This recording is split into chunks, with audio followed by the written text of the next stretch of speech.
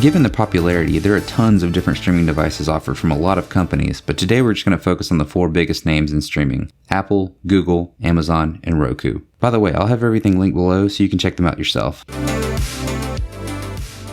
At number 4, we have the Amazon Fire devices. While these are my least favorite of the bunch, that's not to say they're bad devices at all. They've been around for a long time and they're really popular for good reason. The Fire series used to offer a broader range of devices, but they've been narrowed down to mostly the Fire Sticks along with the Fire TV Cube, but today we'll just focus on the Fire Sticks. Pricing ranges from $30 up to $120, but these things are frequently on sale. The base models offer 1080p, while the pricier models support 4K with Dolby Vision HDR. The builds are decent, small plastic devices that plug directly into the HDMI port on the back of your TV. One issue that I run into with these a lot is the thickness of the device often blocks other HDMI ports. Another issue that I have with the build is that the micro USB power cable plugs directly into the middle of the Fire Stick, often leaving it sticking up and in the way of my other cables behind the TV. The user interface is good, if not a little cluttered. Movie and show recommendations are up front and center, but Amazon pushes their Prime Video choices to the front of the line even if you don't have Prime, which is pretty annoying. Half the time I click on a video to watch, only to realize that it's not included in any of my streaming services and is only for rent or available to buy, with no designation until you click on it. They do offer a live TV tab that integrates with certain apps, which is pretty cool. Updates are pretty frequent, so the device is well supported and should be going into the future. The remotes are also pretty good, with nice rubber feeling buttons that you can control your TV with, use Alexa for voice search, and some models have buttons to directly launch apps from the remote. The click wheel at the top works well enough, and you can scroll through shows and movies with minimal lag. You can also download the Fire TV app and use your phone as a remote if you need to. On the ecosystem front, you can play audio through connected Echo speakers for left and right channels, and you can also connect Bluetooth devices such as headphones and game controllers.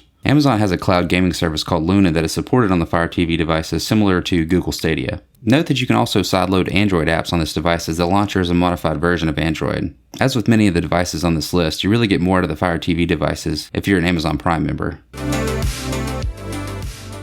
At number 3, we have the Roku streaming stick. Roku offers more devices than any other on this list, and you can pick these up for pretty cheap, with prices starting at $30 and going up to $100. Note that these are also on sale pretty frequently, like the Amazon devices. I have the streaming stick and the Roku Express here. The base model Roku Express offers 1080p video, while the more expensive versions like the streaming stick offers 4K with Dolby Vision HDR. The streaming stick is similar in size to the Fire TV, but a bit smaller and doesn't block any of the HDMI ports. It also uses a micro USB power cable.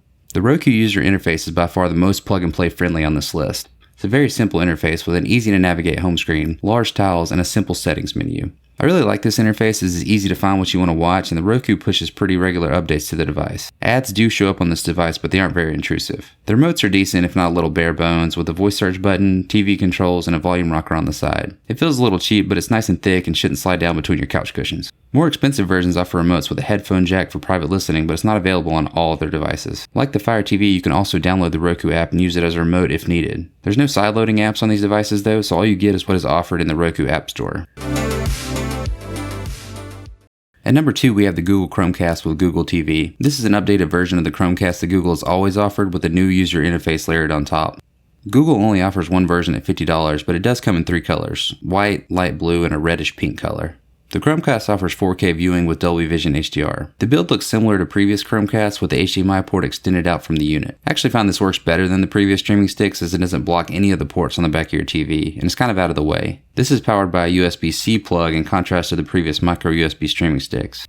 The user interface is clean, with movie and show recommendations based on what you watched previously, and there's also a live TV guide that works with certain apps like YouTube TV and Pluto TV if you want to quickly browse and see what's going on without opening the actual app. Movies and shows to rent or buy are also shown on the home screen along with your downloaded apps. Everything is pretty easy to navigate, and there's minimal lag except for right when you start the unit up. Unfortunately, there are ads on the home screen, but that's no different than any of the other streamers on this list. Google Assistant is available with the press of a button on the remote and is by far the best voice search function on this list. For the ecosystem, as previously noted, it supports Bluetooth devices, wirelessly connect headphones, gaming controllers, and even speakers. Setting up a Bluetooth connection takes a little bit of time, but it works great once it's up and running. It also supports Google Stadia, Google's game streaming service, allowing you to play games without a console. Since it's running Android TV, you can also run pretty much any Android app available on the Play Store. People have gotten Xbox Game Pass working on here, even though there's not an official app, and I frequently sideload apps like Kodi on my Google Chromecast. And since it is a Chromecast, you can still cast anything to your screen that you like from your phone or tablet.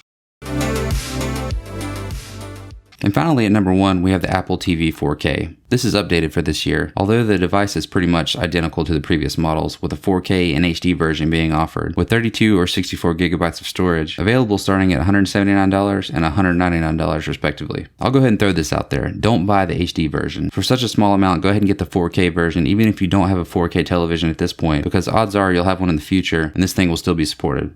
The device itself is small, about 4 inches by 4 inches and 1.5 inches tall. Unlike the others, it's not designed to sit behind your TV, but there are third-party mounts that you can buy if you want it out of view. The Apple TV 4K offers the most premium remote of all 4 devices, with a new design this year. Apple ditched the old remote with the trackpad and instead added a click wheel that you can still use the swipe gestures on if you like that. It's a nice aluminum build with really clicky buttons, and Apple moved the Siri voice search button to the side this year. It's also the only rechargeable remote of the 4 devices, charging up with an included lightning cable. I actually prefer the rechargeable battery to having to keep a bunch of disposable AAA batteries around. The user interface offers a clean look similar to the Roku with large tiles, and by far the snappiest performance of all 4, as it's powered by the A12 chip, first found in the iPhone XS. The Apple TV 4K also offers much deeper settings than any other device on the list, allowing you to really dive in and get everything exactly how you like it, although this makes it a little more difficult to set up than the others. Apple's ecosystem is the most robust of the 4, provided that you already have other Apple products. You can seamlessly connect headphones such as AirPods and AirPods Max with the Apple TV without having to dive into all the settings menus the other streamers require, and it's really awesome. I use this feature a lot to enjoy really loud movies late at night without disturbing others, and it also supports spatial audio on certain models of AirPods. The Apple TV also supports a connection with Apple Watch, and if you pay for Apple Fitness Plus, it will track and display your metrics as you do a workout on the TV. Apple supports light gaming with Apple Arcade, a subscription service offering a bunch of games you can play with the Xbox or PS5 controller. In addition, Apple TV acts as a HomeKit hub, allowing you to control any HomeKit smart devices that you have around your house, such as cameras or lights.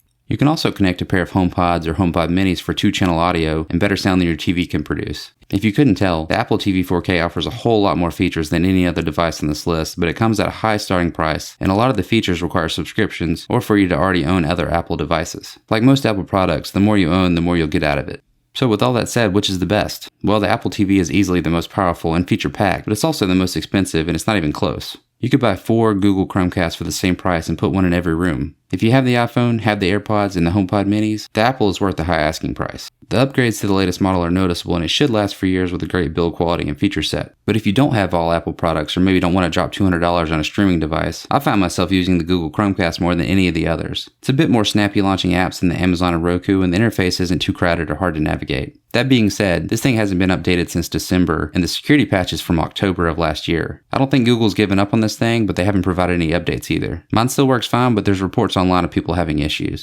So which one do you like? As always, I appreciate you watching, and if you liked it, maybe consider subscribing. Until next time.